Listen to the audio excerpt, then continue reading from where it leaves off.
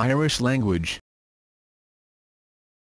Irish is a Goidelic language of the Indo-European languages family, originating in Ireland and historically spoken by the Irish people. Irish is spoken as a first language by a small minority of Irish people, and as a second language by a rather larger group. Irish enjoys constitutional status as the national and first official language of the Republic of Ireland. It is an official language of the European Union and an officially recognised minority language in Northern Ireland. Irish was the predominant language of the Irish people for most of their recorded history, and they brought it with them to other countries, notably Scotland and the Isle of Man, where it gave rise to Scottish Gaelic and Manx. It has the oldest vernacular literature in Western Europe. The fate of the language was influenced by the increasing power of the English state in Ireland. Elizabethan officials viewed the use of Irish unfavourably, as being a threat to all things English in Ireland. Its decline began under English rule in the 17th century. In the latter part of the 19th century there was a dramatic decrease in the number of speakers, beginning after the Great Famine of 1845 to 1852, when Ireland lost 20 to 25% of its population either to emigration or death. Irish-speaking areas were hit especially hard. By the end of British rule, the language was spoken by less than 15% of the national population. Since then, Irish speakers have been in the minority except in areas collectively known as the Gaelic Act. Efforts have been made by the state, individuals and organisations to preserve, promote and revive the language, but with mixed results. Around the turn of the 21st century, estimates of native speakers ranged from 20,000 to 80,000 people. In the 2006 census for the Republic, 85,000 people reported using Irish as a daily language outside of the education system, and 1.2 million reported using it at least occasionally in or out of school. In the 2011 census, these numbers had increased to 94,000 and 1.3 million, respectively. There are several thousand Irish speakers in Northern Ireland. It has been estimated that the active Irish language scene probably comprises 5 to 10% of Ireland's population. In recent decades there has been a significant increase in the number of urban Irish speakers, particularly in Dublin. This community, described as disparate but large, well-educated and mostly middle-class, enjoys a lively cultural life, and has been linked to the growth of non-mainstream schools which teach through the medium of Irish. There are also many Irish speakers abroad, particularly in the United States and Canada. Irish was spoken until the early 20th century on the island of Newfoundland, in a form known as Newfoundland Irish. Names. In Uncaic Dianu Official, the official written standard, the name of the language is Gaelge, Irish pronunciation. Before the spelling reform of 1948, this form was spelled Goidelic. Originally this was the genitive of Goidelic, the form used in Classical Modern Irish. Older spellings of this include Goidelic in Classical Irish and Goidelic in Old Irish. The modern spelling results from the deletion of the silent dh in the middle of Goidelic, whereas the name Goidelic language, used to refer to the language family including Irish, comes from Old Irish.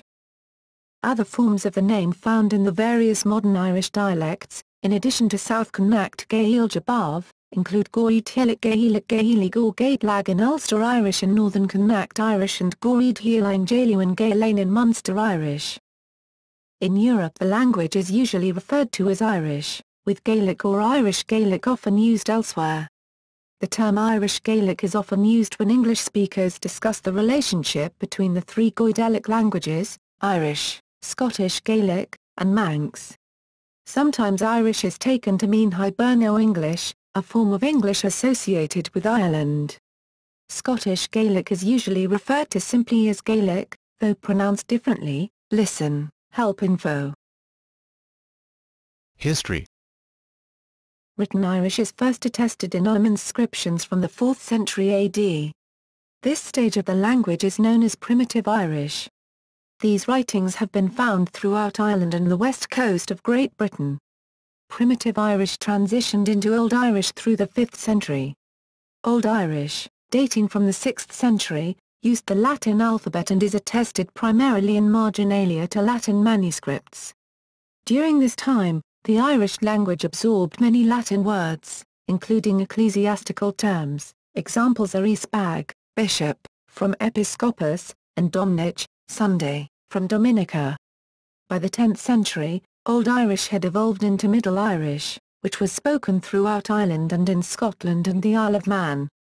It is the language of a large corpus of literature, including the Ulster cycle. From the 12th century Middle Irish began to evolve into Modern Irish in Ireland, into Scottish Gaelic in Scotland, and into the Manx language in the Isle of Man. Early Modern Irish, dating from the 13th century, was the basis of the literary language of both Ireland and Gaelic-speaking Scotland. Modern Irish, as attested in the work of such writers as Geoffrey Keating, may be said to date from the 17th century, and was the medium of popular literature from that time on. From the 18th century on, the language lost ground in the east of the country, partly because the British government discouraged its use in education, law and administration, partly because of the spread of bilingualism, a conspicuous example of the process known by linguists as language shift.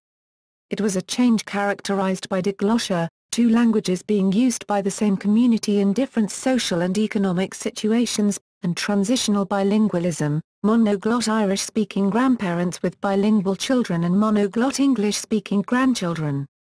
By the mid-18th century, English had moved from being the language of government to being the language of the Catholic middle class, the Catholic Church and public intellectuals. English had a particular economic value for emigrants, especially females. Increasingly, as the value of English became apparent, the prohibition on Irish in schools had the sanction of parents. The Great Famine, 1845–1849, is seen as precipitating the final catastrophic decline. The same public intellectuals who had acquiesced in the change to English now furnished some of the first individuals to challenge it. At the end of the 19th century they instituted the Gaelic revival in an attempt to encourage the learning and use of Irish, though few adult learners mastered the language. The vehicle of the revival was the Gaelic League, and particular emphasis was placed on the folk tradition, which in Irish is particularly rich. Efforts were also made to develop journalism and a modern literature. Phonology. In pronunciation, Irish most closely resembles its nearest relatives, Scottish Gaelic and Manx. One notable feature is that consonants, except /h/ come in pairs, one broad, velarized, pronounced with the back of the tongue pulled back towards the soft palate, and one slender, palatalized, pronounced with the middle of the tongue pushed up towards the hard palate. While broad slender pairs are not unique to Irish, being found, for example, in Russian, in Irish they have a grammatical function and can pose a problem for English speakers. Diphthongs, I-at, you-at, at-I, at-you. Syntax and morphology. The grammar of Irish shares with other Celtic languages a number of features which, while not unique, are unusual in an Indo-European context. The grammatical features most unfamiliar to English speakers of the language are the initial consonant mutations, the verb subject-object word order, and the use of two different forms for to be. None of these features are peculiar to Irish. They occur in other Celtic languages and sometimes in non-Celtic languages. Morphosyntactically triggered initial consonant mutations are found in Fula and Shoshone. VSO word order is found in Classical Arabic and Biblical Hebrew. And Portuguese, Spanish, Catalan and Galician have two different forms for to be. The use of prepositional pronouns recalls the Semitic languages, as well as some lesser-known European languages such as Venetian. The situation is complicated by dialect variations, by a recommended standard and by what appears to be a colloquial simplification of both grammar and pronunciation by fluent urban speakers. Syntax. Irish is a VSO, verb subject-object, language, and uses two verbs of to be. One of these, the copula, known in Irish as an chopail, is used to describe the permanent identity or characteristic of a person or thing as opposed to temporary aspects. The adjective normally follows the noun, the possessive adjectives are an exception, but there are a certain number of adjectives and particles which may function as prefixes. Morphology. Irish is an inflected language, having, in its standard form, the following cases, common, the old nominative and accusative, vocative and genitive. In Munster dialects a dative form persisted, though this has been largely discarded by younger speakers. The present inflectional system represents a radical simplification of the grammar of Old Irish. Irish nouns may be masculine or feminine, the neuter having disappeared. To a certain degree the gender difference is indicated by specific word endings, an and in being masculine and og feminine. Another feature of Irish grammar that is shared with other Celtic languages is the use of prepositional pronouns, which are essentially conjugated prepositions. For example, the word for it is ag, which in the first person singular becomes agam at me.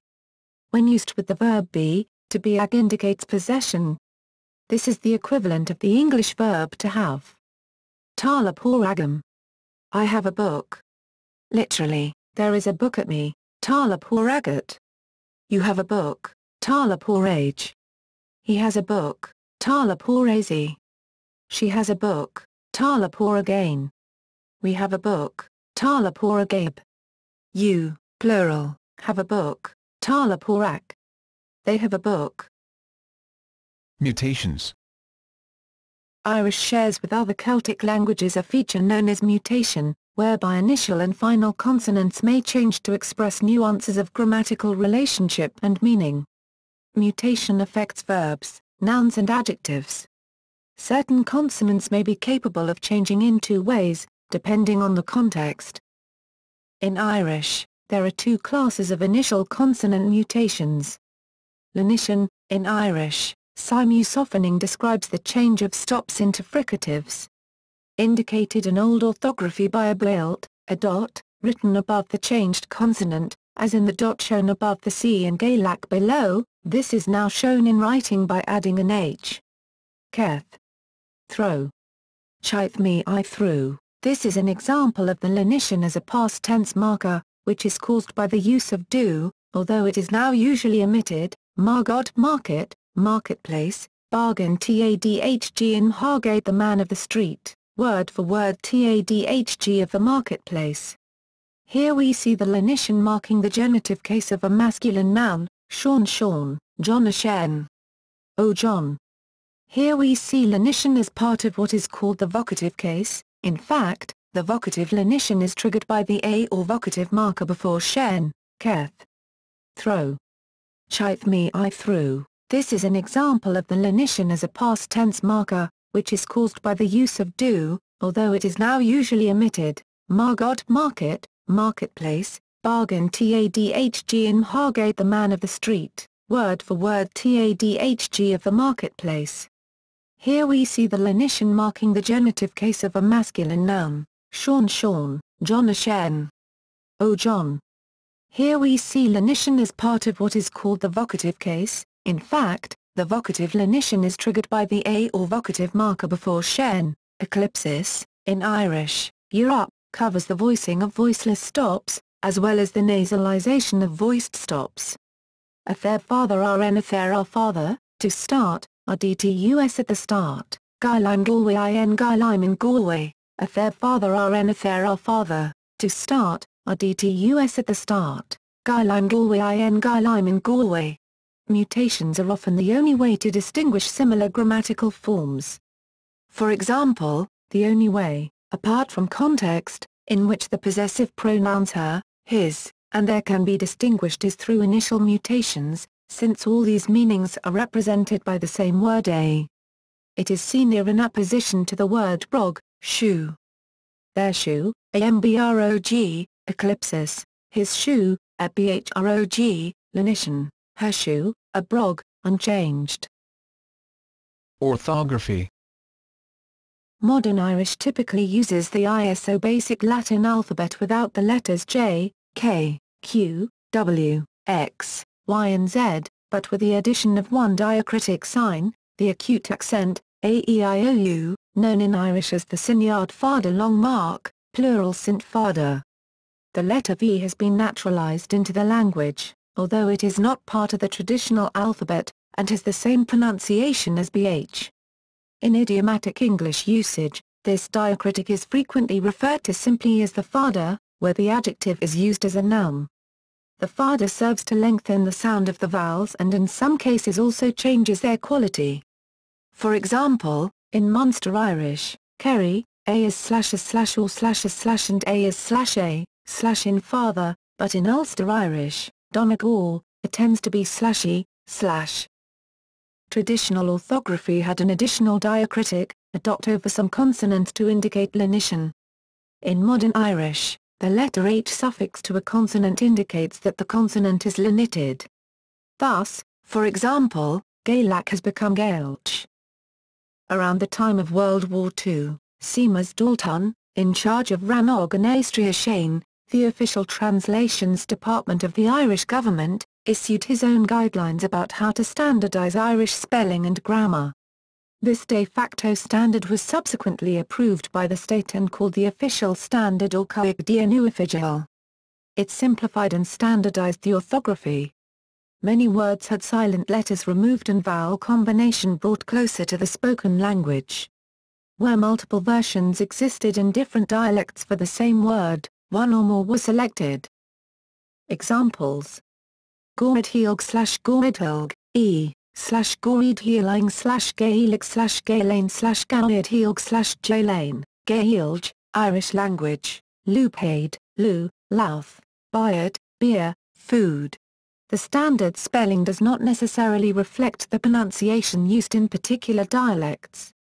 For example, in Standard Irish, beer, food, has the genitive beer. In Munster Irish, however, the genitive is pronounced /g, j/. For this reason, the spelling Bayard is still used by speakers of some dialects, in particular those that show a meaningful and audible difference between Bayard, nominative case, and bid, genitive case, of food, foods.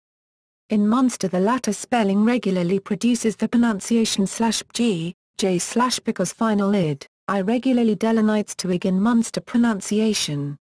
Another example would be the word crua, meaning hard. This pronounced /crut j/ in Munster, in line with the pre-Cóigdian spelling, cruaid. In Munster, o is pronounced /e, and oi pronounced /i, but the new spellings of saogal, life, world, genitive, sorgale, have become sale, genitive saul. This produces irregularities in the match-up between the spelling and pronunciation in Munster, because the word is pronounced /sge, lg/, genitive /sge, lj/. The dot above diacritic, called a punximhid or c blailt, often shortened to blailt, derives from the punctum delens used in medieval manuscripts to indicate deletion, similar to crossing out unwanted words in handwriting today. From this usage it was used to indicate the lenition of s, from /s/ to /h/ and f, from /f/ to 0, in Old Irish texts. Lenition of c, p, and t was indicated by placing the letter h after the affected consonant. Lenition of other sounds was left unmarked.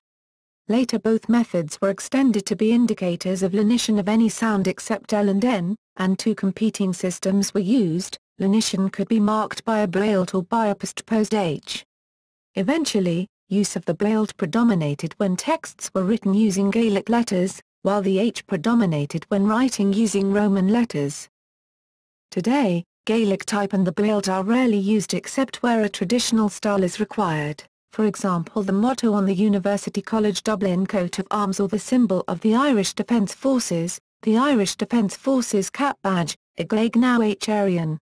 Letters with a blailt are available in Unicode and Latin 8-character sets, see Latin extended additional chart. Dialects.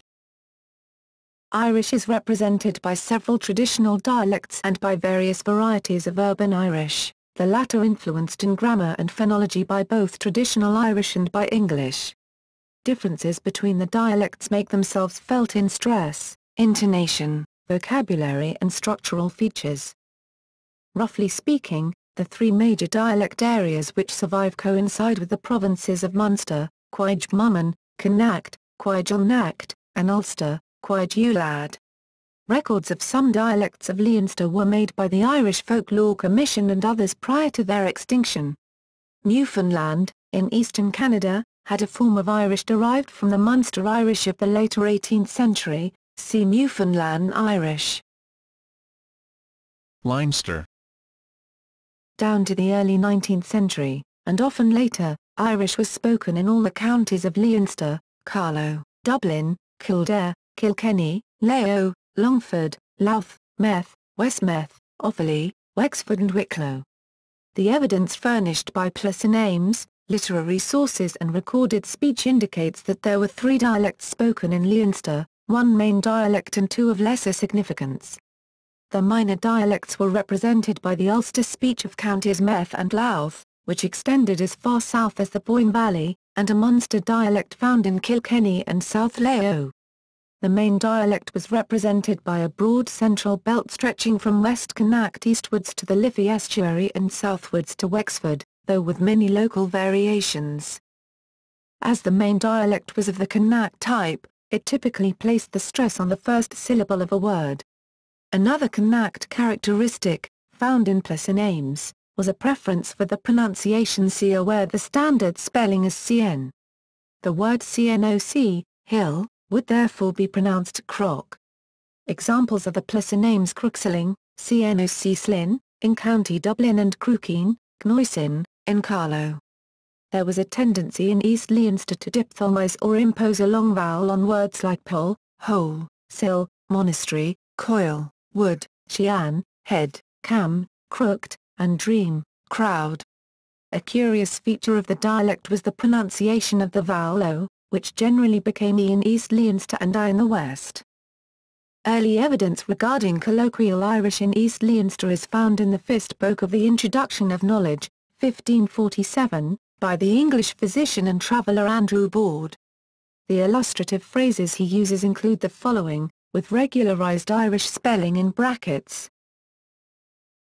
The Pale. The Pale, and Fale, was an area around late medieval Dublin under the control of the English government. By the late 15th century it consisted of an area along the coast from Dalkey, south of Dublin, to the garrison town of Dundalk, with an inland boundary encompassing Naas and Leixlip in the earldom of Kildare, and Trim and Kells in County Meath to the north. Into this area of English tongues the Irish language steadily advanced. An English official remarked of the Pale in 1515 that all the common people of the says half counties that obeyeth the king's laws, for the most part be of Irish birth, of Irish habit, and of Irish language. With the strengthening of English cultural and political control, language reversal began to occur, but this did not become clearly evident until the 18th century.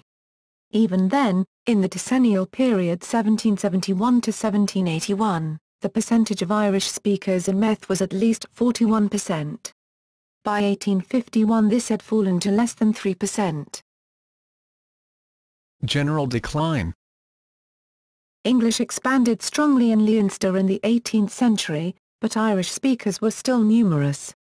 In the decennial period 1771 to 1781 certain counties had estimated percentages of Irish speakers as follows, though the estimates are likely to be too low.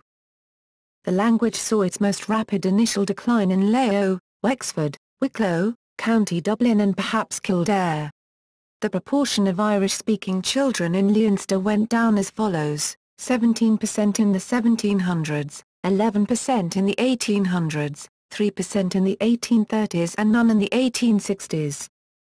The Irish census of 1851 showed that there was still a number of older speakers in County Dublin.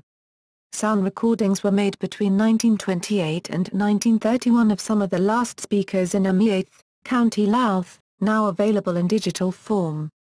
The last known traditional native speaker in Meath, and in Leinster as a whole, was Annie O'Hanlon, née Dobbin, who died in 1960. Munster.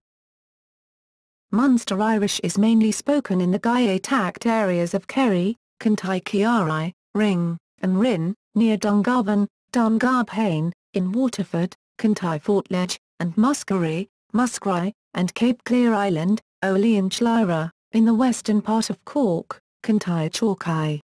The most important subdivision in Munster is that between Des is Irish, nowadays, spoken in Waterford, and the rest of Munster Irish. Some typical features of Munster Irish are the use of endings to show person on verbs in parallel with a pronominal subject system, thus I must as in Munster caith feed as well as caith fid me, while other dialects prefer caith fid me means I. I was and you were is by os agus bees as well as by me agus by to in Munster, but more commonly by me agus by to in other dialects. Note that these are strong tendencies, and the personal forms bios etc. are used in the West and North, particularly when the words are last in the clause. Use of independent dependent forms of verbs that are not included in the standard. For example, I see in Munster as Chim, which is the independent form. Northern Irish also uses a similar form, Tkim, whereas I do not see as Ni Facim, Facim being the dependent form, which is used after particles such as Ni not. Chim is replaced by Facim in the standard. Similarly, the traditional form preserved in Munster Berim I give ni thugem as tugem ni thugem in the standard. Gieb him I get ni fame as fame ni fame, when before nn, m, ra, rd, ll and so on, in monosyllabic words and in the stressed syllable of multisyllabic words where the syllable is followed by a consonant, some short vowels are lengthened while others are diphthongized, thus shean head, cam crooked, gear short, ord sledgehammer, call foreigner, non-Gael, Iont is a wonder, a marvel, companic companion, mate, etc. A copular construction involving a it is frequently used. Thus I am an Irish person can be said as Éireann nach me and Éireann nach is a me in Munster. There is a subtle difference in meaning, however, the first choice being a simple statement of fact, while the second brings emphasis onto the word Éireann nach.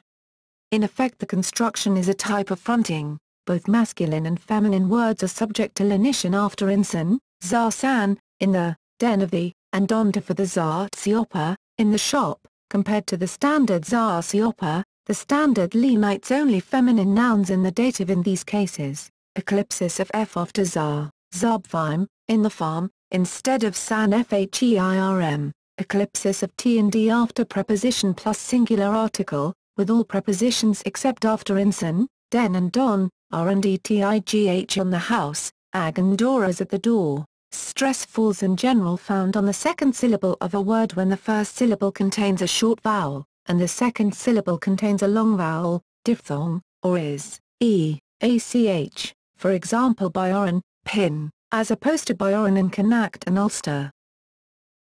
Connacht.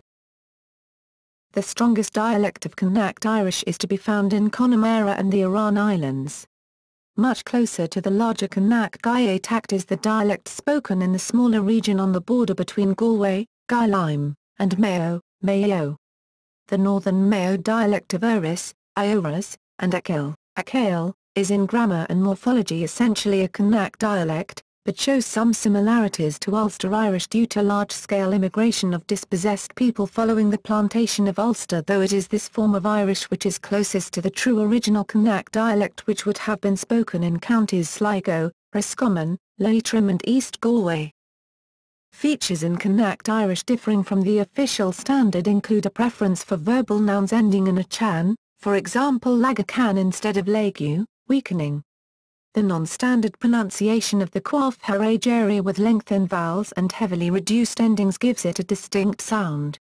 In distinguishing features of Connacht and Ulster dialect include the pronunciation of word final broad bh and mh as, rather than as in Munster. For example Sliab, mountain is pronounced in Connacht and Ulster as opposed to in the south.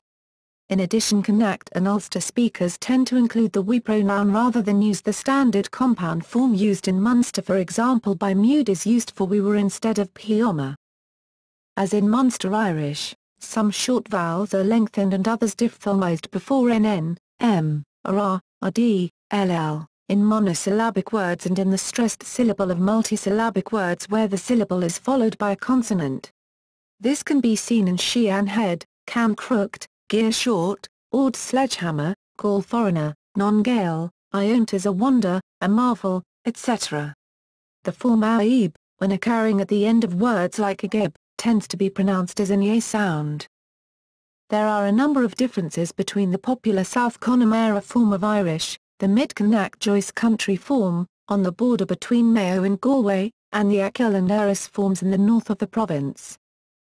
In South Connemara, for example, there is a tendency to substitute a b sound at the end of words ending in bh, such as sib, lib and duib, something not found in the rest of Connacht. These words would be pronounced respectively as shiv, live, and doffer in the other areas.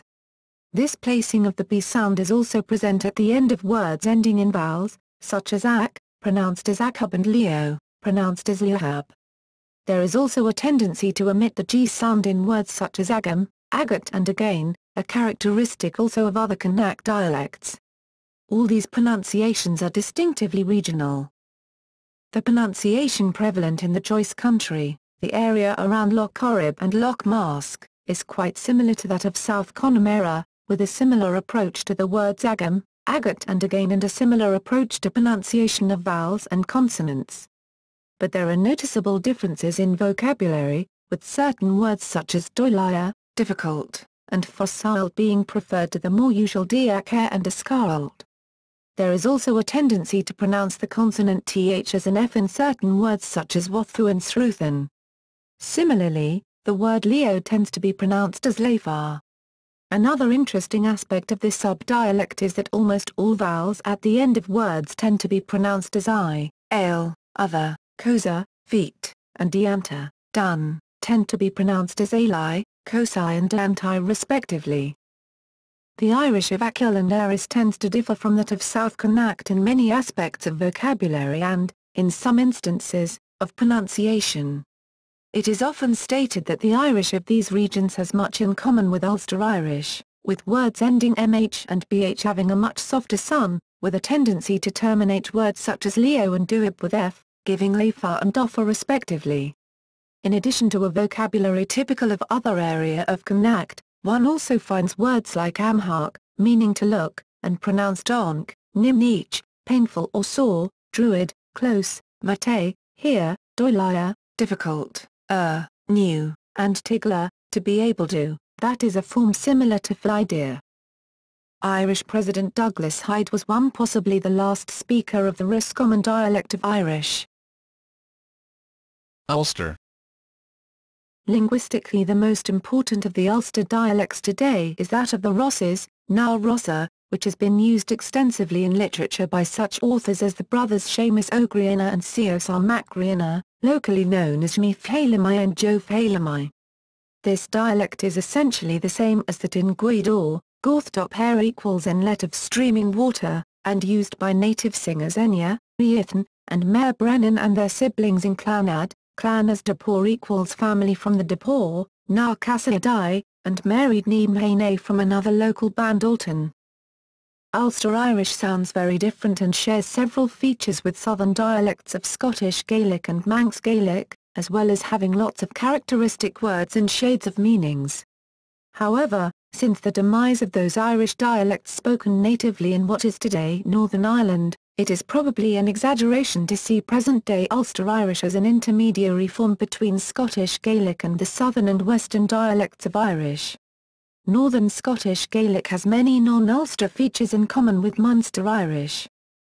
One noticeable trait of Ulster Irish, Manx Gaelic and Scots Gaelic is the use of the negative particle car, n, in place of the Munster and Connacht ni.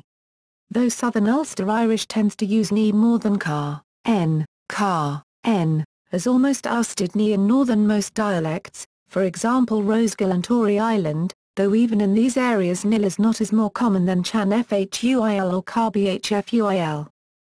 Another noticeable trait is the pronunciation of the first-person singular verb ending im as am, also common to Ulster, Man and Scotland, Munster Connacht leans to sayule my walk, Ulster sayulam.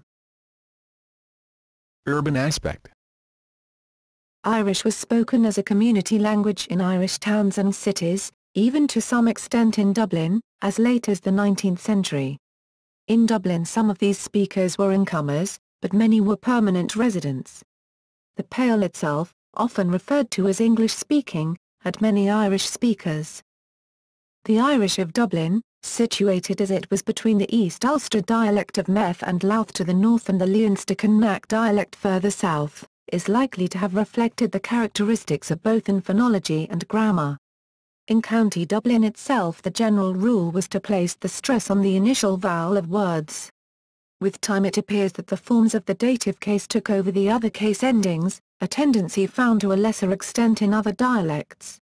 In a letter written in Dublin in 1691 we find such examples as the following: Gnothwim, accusative, standard form note, Tiothuib, accusative, standard form Tiother, Lochlanhuib, genitive, standard form Lochlane, Lythioleb, genitive, standard form Lythiolta. It is not known how long these features persisted. The English authorities responded to the use of Irish in Dublin by emphasising the need to preach to Irish-speaking congregations in their own language. This was illustrated by the appointment in March 1656 of a converted Catholic priest, Seamus Corsey, to preach in Irish at Bride's Parish every Sunday.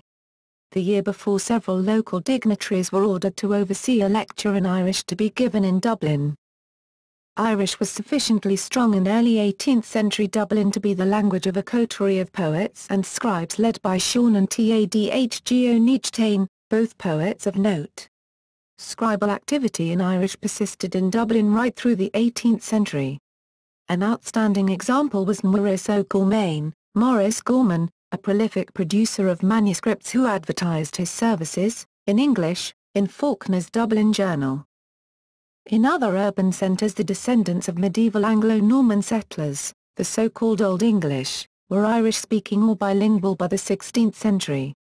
The English administrator and traveller Fynes Moryson, writing in the last years of the 16th century, said that the English-Irish and the very citizens, excepting those of Dublin where the Lord Deputy resides, though they could speak English as well as we, yet commonly speak Irish among themselves, and were hardly induced by our familiar conversation to speak English with us. The demise of native cultural institutions in the 17th century saw the social prestige of Irish diminish, and the gradual Anglicisation of the middle classes followed. The census of 1851 showed that the towns and cities of Munster still had significant Irish-speaking populations. In 1819 James McCudge, a veteran Methodist lay preacher in Irish, wrote, "In some of the largest southern towns, Cork, Kinsale, and even the Protestant town of Bandon, provisions are sold in the markets, and cried in the streets, in Irish." Irish speakers constituted over 40% of the population of Cork even in 1851. The 19th century saw a reduction in the number of Dublin's Irish speakers, in keeping with the trend elsewhere. This continued until the end of the century, when the Gaelic revival saw the creation of a strong Irish-speaking network, typically united by various branches of the Gaelic League, and accompanied by renewed literary activity. By the 1930s Dublin had a lively literary life in Irish. The last few decades have seen the rapid expansion of an independent urban school system, known generally as Gaelscoileanna. These schools teach, or aim to teach, entirely through Irish. There are over 30 such schools in Dublin alone. It is likely that the number of urban native speakers, that is people who were born into Irish-speaking households and educated through Irish, is on the increase. It has been suggested that Ireland's towns and cities are acquiring a critical mass of Irish speakers, reflected in the expansion of Irish language media. Colloquial urban Irish is changing in unforeseen ways, with attention being drawn to the rapid loss of consonantal mutations, which are intrinsic to the language. It is presently uncertain whether the urban Irish of non-native speakers will become a dialect in its own right or grow further apart from native Gaeltacht Irish and become a Creole, that is a new language. Encadian Oifigial. Encadian Oifigial, the official standard, often shortened to Encadian, is the standard language, which is taught in most schools in Ireland, though with strong influences from local dialects.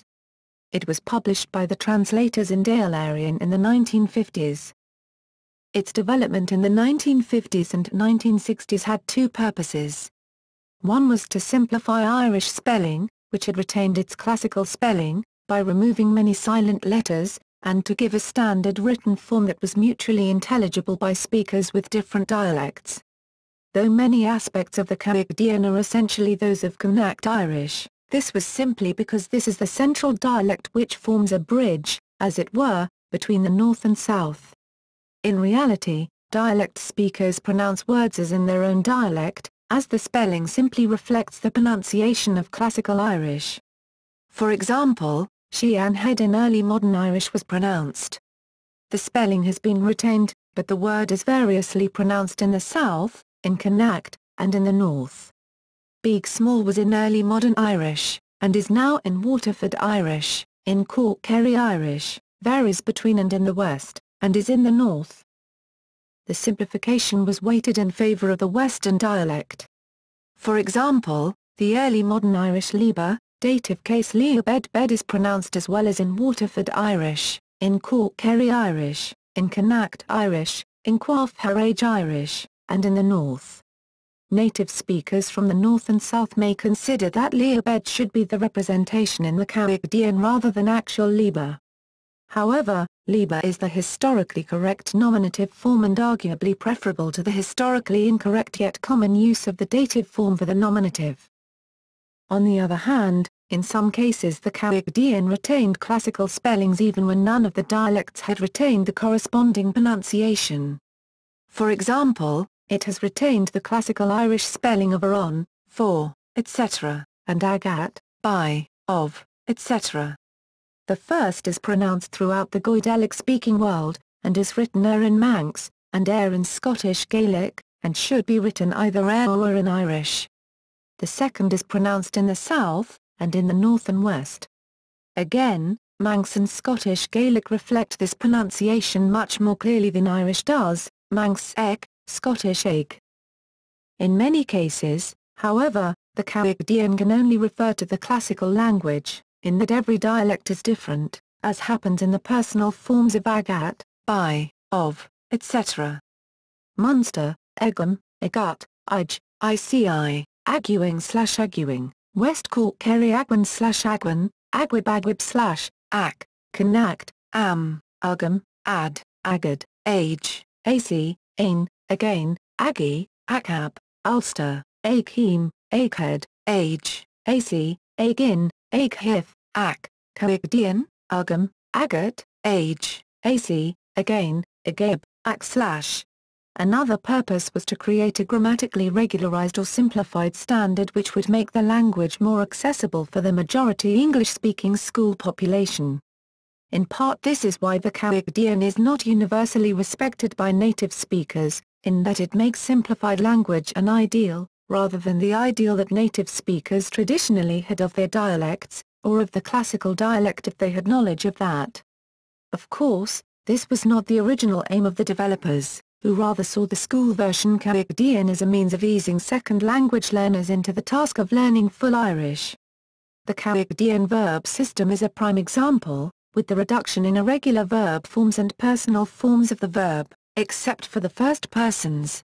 However, once the word standard becomes used, the forms represented as standard take on a power of their own, and therefore the ultimate goal has become forgotten in many circles.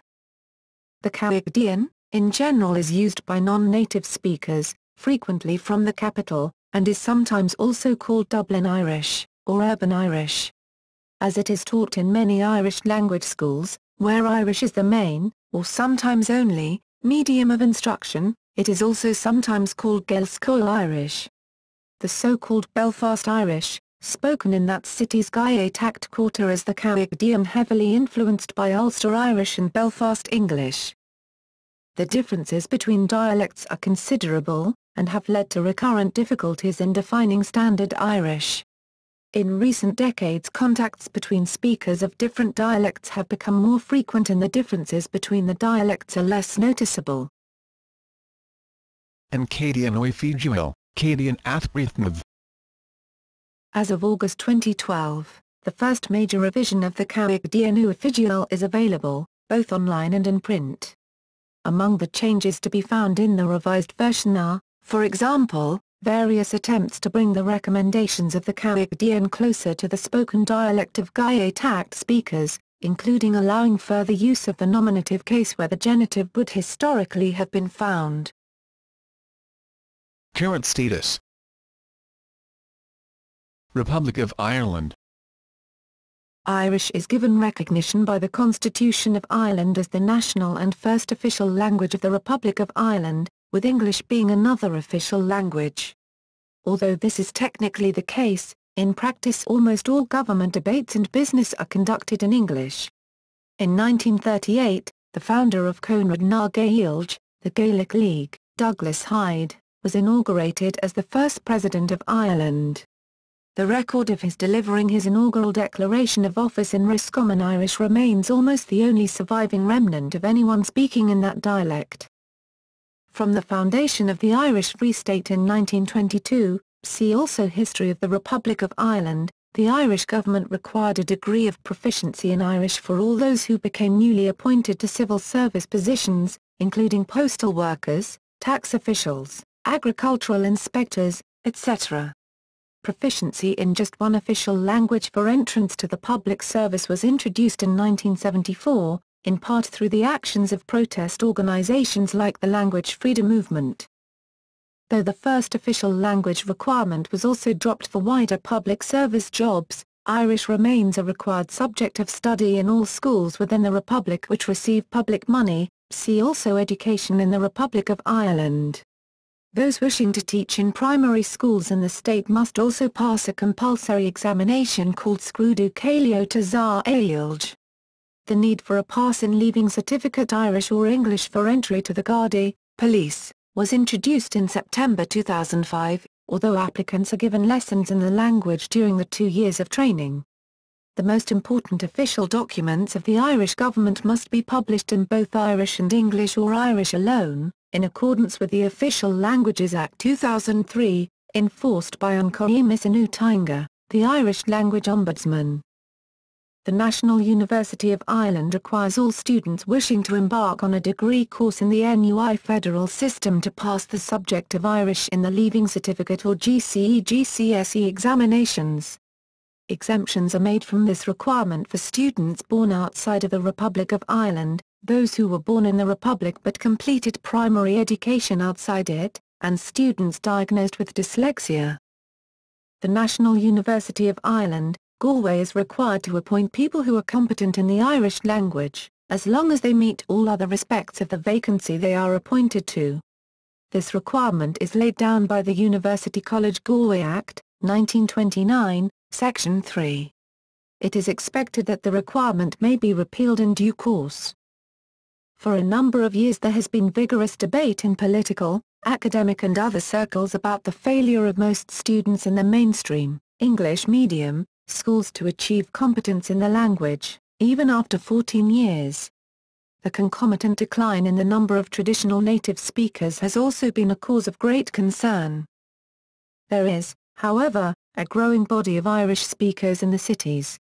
Most of these are products of an independent education system in which Irish is the sole language of instruction. Such schools are known at the primary level as Gaelscoileanna and are supported by a number of secondary colleges. These Irish medium schools send a much higher proportion of students onto tertiary level than do the mainstream schools, and it seems increasingly likely that, within a generation, habitual users of Irish will typically be members of an urban, middle-class and highly educated minority.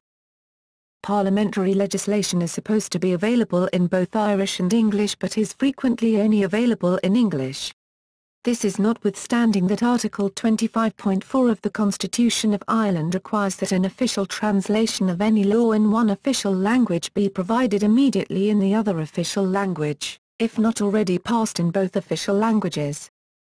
In 2007, filmmaker Manchin Megan found few speakers and some incredulity while speaking only Irish in Dublin. He was unable to accomplish some everyday tasks, as portrayed in his documentary Novella. Contact.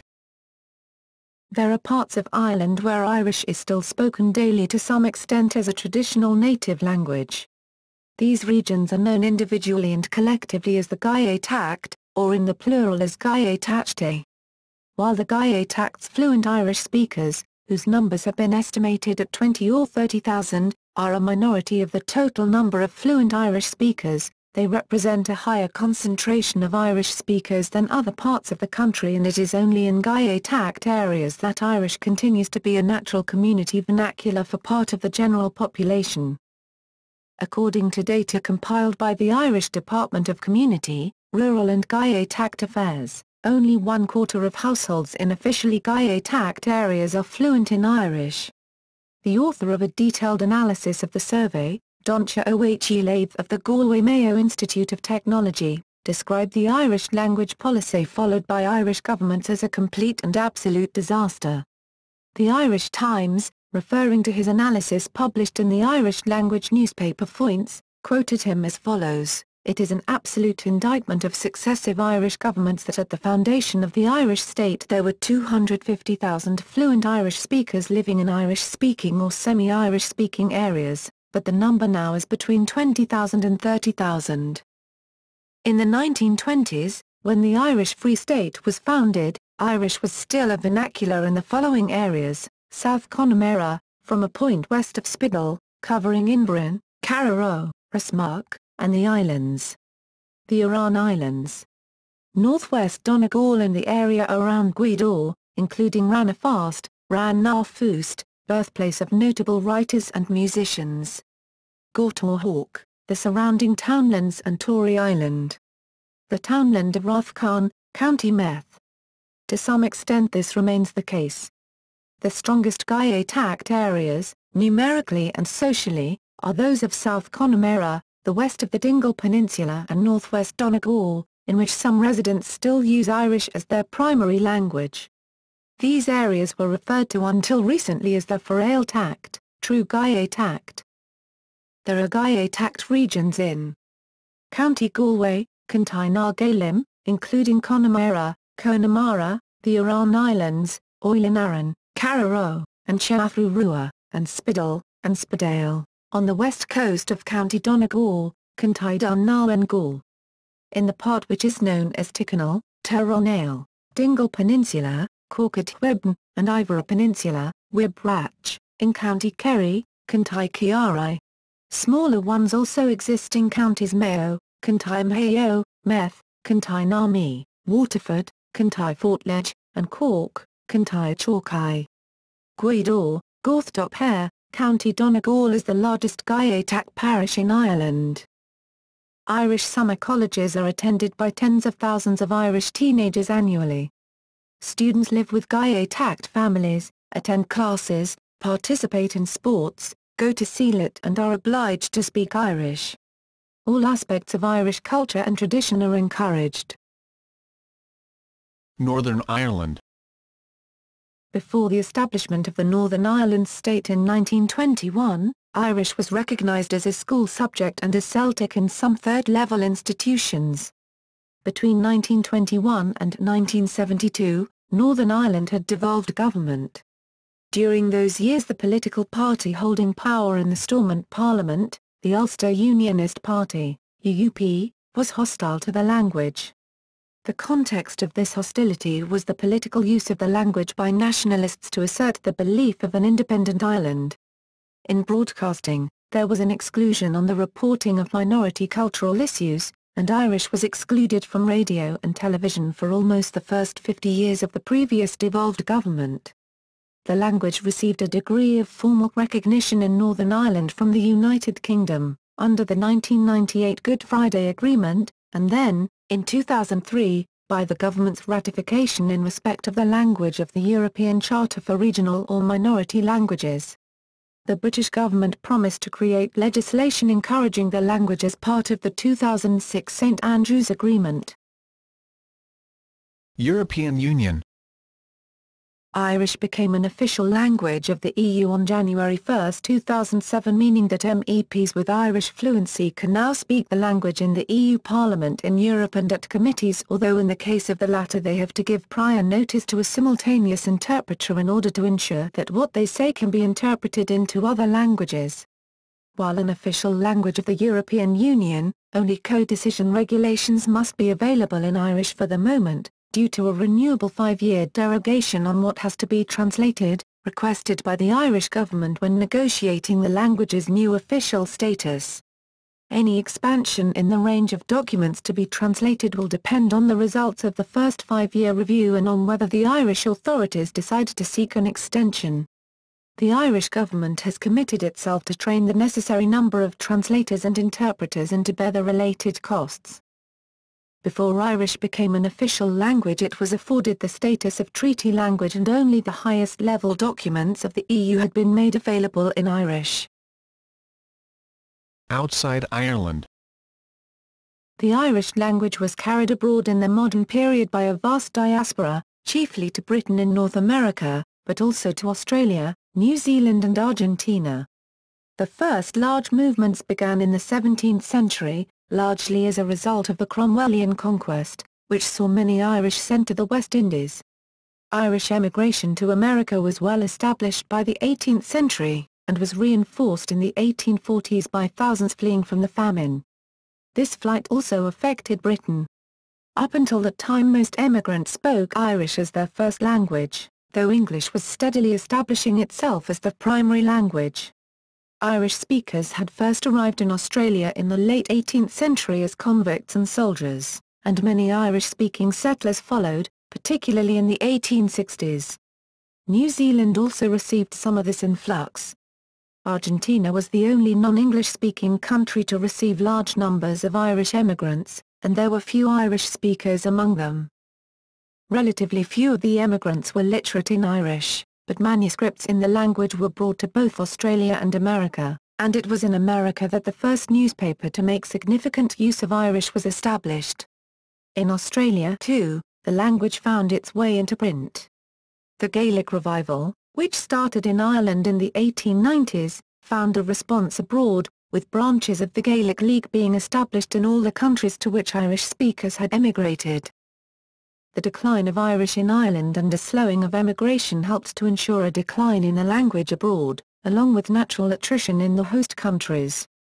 Despite this, a handful of enthusiasts continued to learn and cultivate Irish in diaspora countries and elsewhere, a trend which strengthened in the second half of the 20th century. Today the language is taught at tertiary level in North America, Australia and Europe, and Irish speakers outside Ireland contribute to journalism and literature in the language.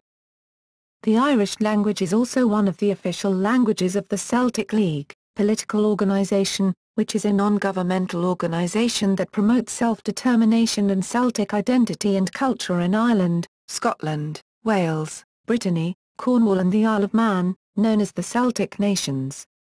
It places particular emphasis on the indigenous Celtic languages. It is recognised by the United Nations as a non-governmental organisation with roster status, and is part of the UN's Economic and Social Council. The organisation has branches in all the Celtic nations and in Patagonia, Argentina and New York City, USA and London, UK. Use. The following statistics were published in 2012. To place those figures in context, the same report provided statistics for other household languages in Ireland, excluding English.